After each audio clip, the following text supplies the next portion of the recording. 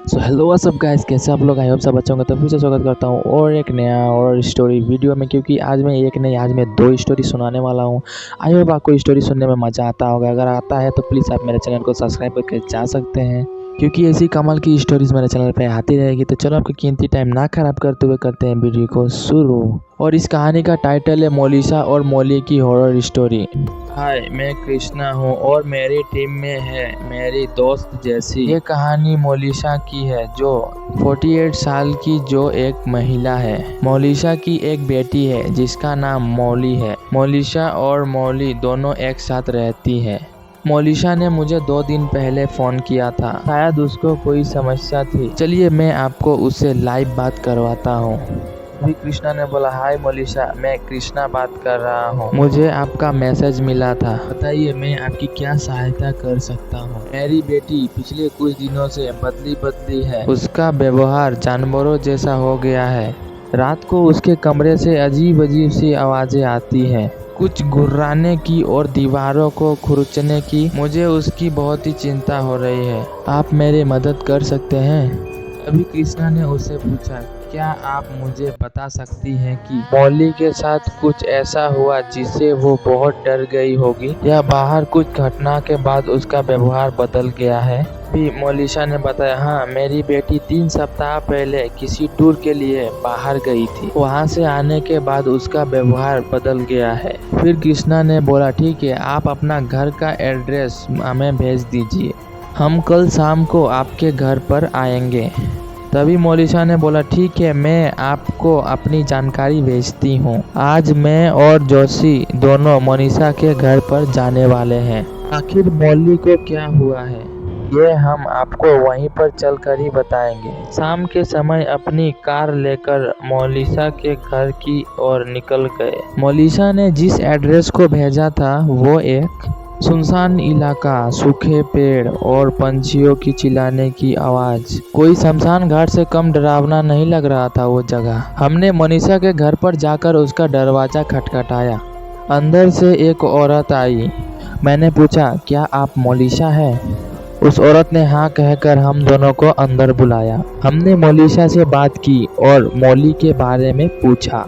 मोलिशा ने बताया कि मौली अभी उसके कमरे में है। वो रात को गुर्राने लगती है और दीवारों को खुरचती है, लेकिन दरवाजा खोलते ही वो मुझे सोती हुई दिखाई देती है और दीवारें भी साफ दिखाई देती है। उसके साथ क्या हो रहा है मुझे कुछ भी पता नहीं चल रहा है। प्लीज आप उसको ठीक कर दीजिए। इतना कहकर मोलिशा रोने लगती है। हमने मोलिशा को समझाया और कहा, क्या आप हमको मोलिशा के कमरे में कैमरा लगाने की इजाज़त देंगी, ताकि हम वास्तविक स्थिति को जान पाए कि कमरे के अंदर क्या चल रहा है।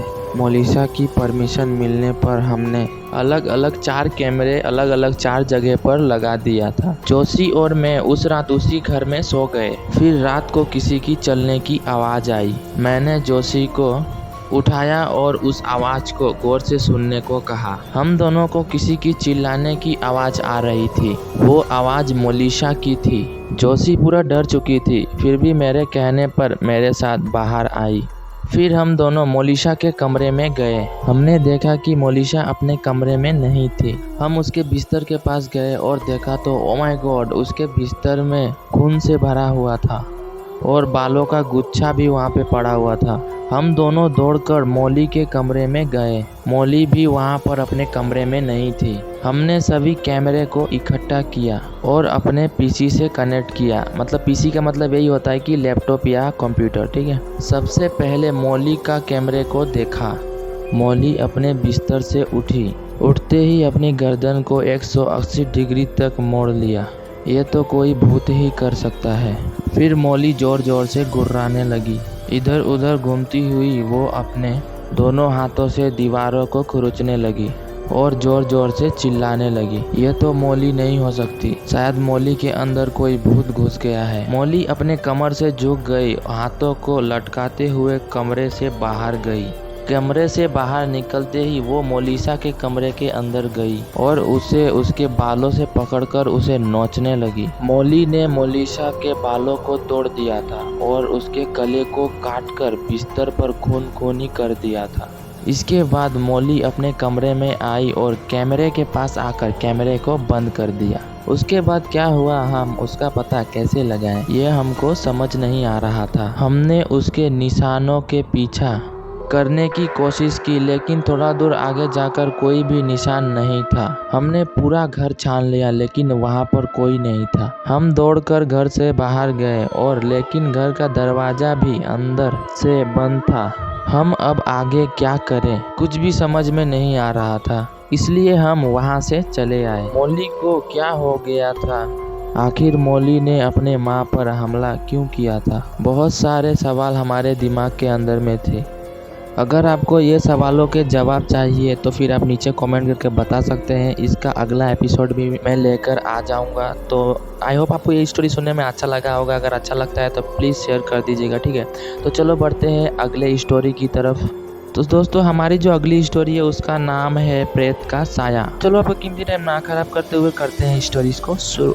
दोस्तों, एक बार की बात है, मैं शहर में रहता था। उस समय मेरी उम्र शायद 14 बरस की थी। हमारा पूरा परिवार शहर से गांव की ओर निकल पड़ा। मैंने अपने पिताजी से पूछा, पिताजी हम अचानक हमारे गांव क्यों जा रहे हैं? तो फिर हमारे पिताजी ने बताया कि गांव में एक पूजा है, इसीलिए हम लोग गांव को जा रहे हैं, क्योंकि वहां जाना हमारे लिए बहुत जरूरी है। मैंने और पापा से कुछ नहीं पूछा और चुपचाप कार में बैठा रहा। और कार में बैठते बैठते ही कब मेरी आंख लगी मुझे पता ही नहीं चला। और जब मेरी आंख खुली और ताजगी से मानो पूरा शरीर पूरा स्वस्थ लग रहा था। हम सब गाड़ी से उतरकर अपने गांव के घर पर चले गए। मेरा पूरा दिन बड़ा ही मजे से गुजरा। शाम के टाइम खाना खाने के बाद मैं अपने हाथ धोने के लिए बाहर की तरफ आया। वहाँ पर हर तरफ सिर्फ अंधेरा ही था।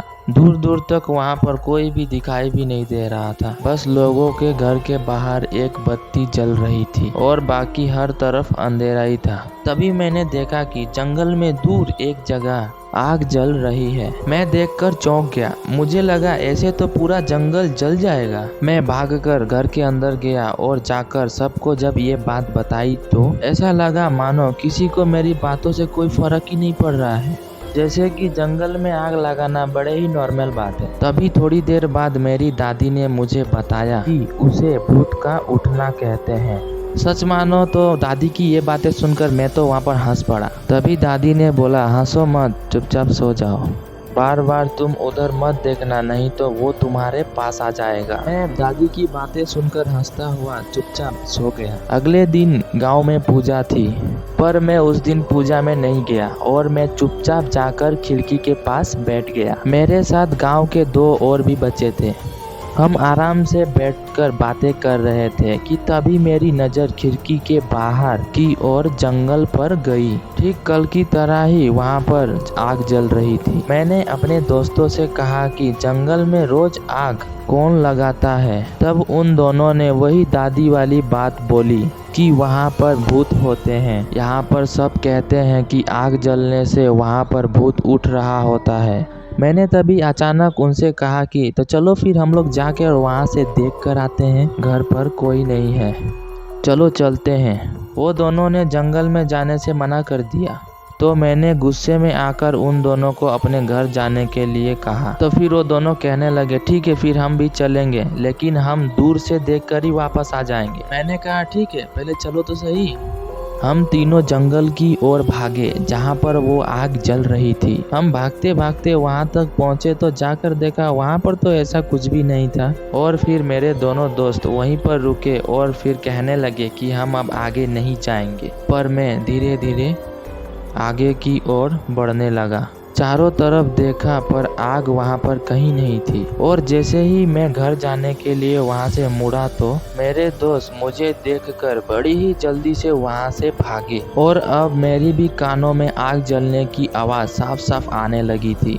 मैं जैसे ही पीछे मुड़ा तो मेरे पीछे कुछ भी नहीं था। फिर तभी अचानक जोर से एक हवा का झोंका आया और मुझे मानो ऐसा लगा कि जैसे वो हवा मेरे शरीर के आर पार हो गया हो। उसके बाद मुझे ऐसा लगा कि जैसे मेरे कंधे पर किसी ने 10 किलो का भारी बैग मेरे ऊपर रख दिया है। अब मैं डर रहा था, पूरी ताकत से वहां से भागा और भागते हुए मुझे ऐसा महसूस हो रहा था कि मैं थक ही नहीं रहा था और मेरी भागने की रफ्तार लगातार बढ़ ही रही थी और मैं बहुत ही कम समय में अपने घर तक पहुंच गया। मेरा सिर भी उस समय भारी हो रहा था। मुझे पता नहीं क्यों बट अजीब सी घबराहट हो रही थी। मेरे दोनों दोस्त घर के अंदर आकर बोलने लगे कि तेरी दोनों आंखें लाल हो गई है, तू सो जा। और अचानक पता नहीं क्या हो गया मुझे, मैंने तेजी से चिल्लाकर उन दोनों को वहां से भगा दिया और मेरा सिर का दर्द और भी तेज होने लगा। मैंने सोने की बहुत कोशिश की पर मुझे नींद नहीं आ रही थी।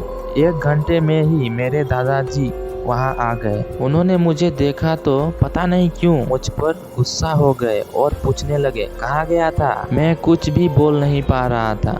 तो फिर मेरे दोस्तों ने मेरे दादाजी को सारी बात बता दी।